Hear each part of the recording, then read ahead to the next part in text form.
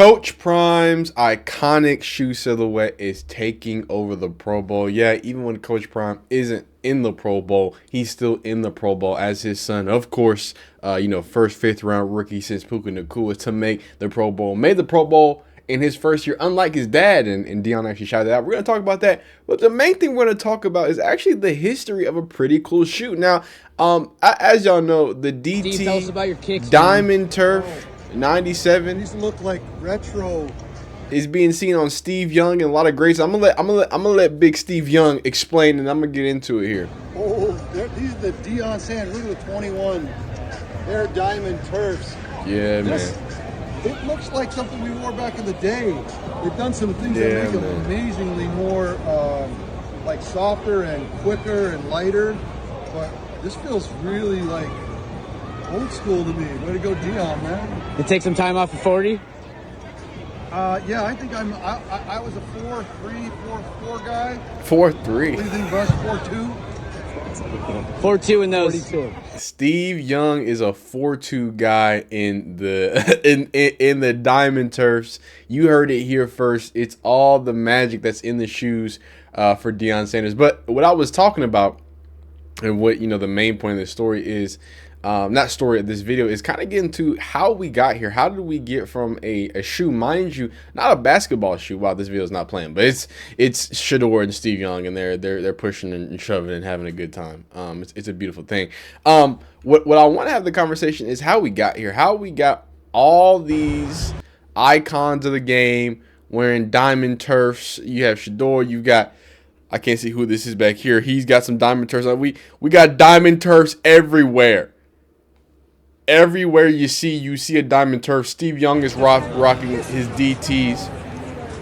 So I thought it would be interesting to speak about the shoe specifically that seems to be dominating the Pro Bowl, as Deion Sanders' son dominates all the headlines of the Pro Bowl, getting a nice little touchdown there. That boy likes to get in the zone, auto zone. I think it's interesting that at that same time, right, at the same time that his son is doing big things, the shoe that is this iconic is doing big things. So this was him teasing some stuff. I think these some shedeurs. Ooh, some shedeur. Not in my size, but I think they were made for him. He was showing us some exclusive flavors.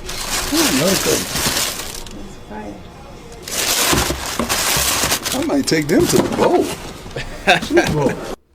Hey man, he was talking about taking it to the bowl, and it seems like they made their way to the bowl. But before we get into it, I have a few articles here we're actually gonna read. Obviously, I got my other brother this right is here too. Well Off Media. I'm gonna let this play in the background. If y'all wanted a full reaction, we can, but I'm literally using this as a backdrop as I talk about what I'm gonna talk about, and then we're gonna get. Oh, there you go. You see them. Yeah. Okay. No, this video does it perfectly. You can see all the Diamond Turfs, man. Diamond Turfs all over the place. Come on now. So before we get into it, again, it's just beautiful to see this and see this. So let me explain something to you. As someone who grew up liking shoes as a kid, and being a football fan, I always wanted there to be a football shoe, right?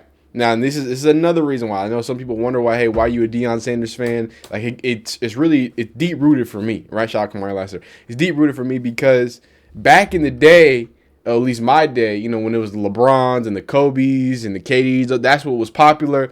I didn't really watch basketball like that. I wanted some football shoes. Now, the only football shoe, there was two. There was a J.J. Watt trainer, and there was a Calvin Johnson Megatron trainer, right? And that, I think, was like my later middle school years, right? And then I come to find out through my research, getting older, watching my Deion Sanders highlights, that Deion Sanders had his own shoe. Now, they were trainers, so I know they were technically AstroTurf shoes, right? They used to wear basically tennis shoes on turf back in the day. And that's where they kind of had some of their start in their beginning, and it grew from there. We're actually going to read the exact, get into the history here, but I just think it's so funny because when I found that out, I was like, that is the coolest thing ever. Like a football player who actually has his own shoe, who actually has his own sneaker. What is he handing out? Oh, he's handing out wristbands. There go Nico the Frico. So it's great to see the diamond turfs around in all different colors and places and spaces. Sometimes on the feet of legends, sometimes just on the feet of someone who's trying to be legendary, like our guy 12. So beautiful come to reality moment. He was mic'd up for the what's it called? Mic'd up situation. Yeah, he is. Yeah, my man Nico. So that was great. But let's get into it. Let's read about the shoe that is now dominating the Pro Bowl. Our guy Deion is not even playing. He's in college and he's finding a way to dominate the Pro Bowl. So starts with Bo Jackson. Everything starts with Bo Jackson, to be honest with you. In regards to the swoosh, before Deion was there was Bo Jackson. He was a two-sport professional athlete himself, trucking and running over linebackers for the LA Raiders and sending moonshots, having balls down the Kansas City Royals in his prime. Nike took notice and used Bo's versatility to push a fairly new genre of footwear, the cross trainer. So combining the needs of a running shoe with the lateral support of a basketball shoe, famed Nike designer Tinker Hatfield went to work and cooked up the Nike Air Trainer 1 and birthed the cross trainer. As Bo continued to rack up yards on the gridiron and crush baseballs into the stratosphere, Nike made Bo the face of the cross trainer, starting with the Nike Air Trainer 3 in '88, which models such as the Air Trainer SC High with its iconic Bo nose commercial and Air Trainer Max 91 to follow. Unfortunately, obviously, Bo dislocated his hip in 1991, was forced to retire from football, retired from baseball a few seasons later. The Air Trainer line was a huge hit for swoosh, and Deion carried on the lineage of the cross trainer into the Diamond Turf line. So here we are with the history. So coming out of Florida State, Deion is arguably one of the most electrifying players to ever grace the football field. With his blinding 4.2 40 speed,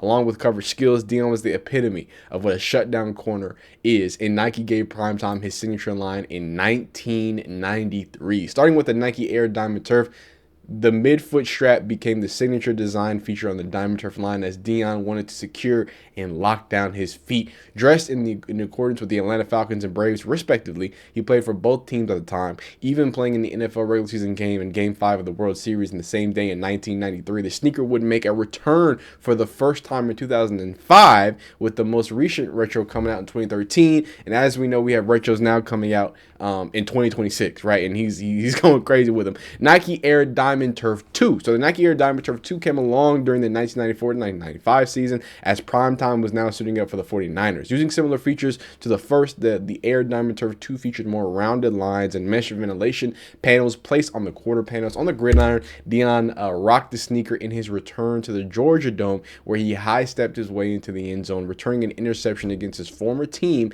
and winning Defensive Player of the Year and Super Bowl in the lone season with the 49ers. And after the Niners, you know where that goes. The following season, he joined the Cowboys. That came the Nike Air Diamond Turf Max 96. The sneaker's claw marks were the standout design, feature alongside the midfoot upstrap.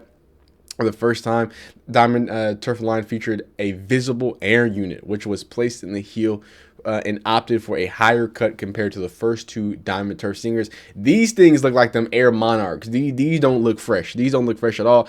And these also look not so fresh. These look like Air Monarchs mixed with what you call it, Air Monarchs mixed with pennies. But anyway, the Nike Air Diamond Turf 4 is probably the least popular of the line. It's opted for a softer line comparable to the DT96. An overall jeweled swoosh logo was placed on the ankle and midfoot strap, with the visible air unit seen again on the heel as well. And then finally, the legacy and or the Nike Diamond Turf 5. The last Diamond Turf Deion wore was the Turf 5, which a Primetime wore during his final season with the Cowboys. The midfoot strap is used in the 5 as well, albeit a much smaller one. The sneaker features a funky metallic overlays compared to the 4 and a more upright swoosh placed at the lateral side. Again, a visible air unit is utilized in the heel. And to this day, you see Deion pulling out the retros, pulling out new flavors, and we see people in the league and some legends rocking the Diamond Turf. So how do y'all feel about the Diamond Turf? How do y'all feel about Deion Sanders basically taking over the Pro Bowl when it comes to what's on the feet and what's being the most iconic? Because y'all know this fifth round pick,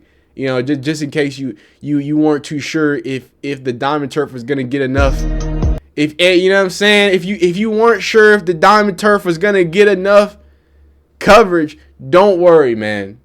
Don't you worry your pretty little head, man. Y'all be great. It's a fun little different type of video. The shoe that's taking over the Pro Bowl. You like the video if you like it, dislike if you don't. Subscribe if you like football content, and we'll see you next time.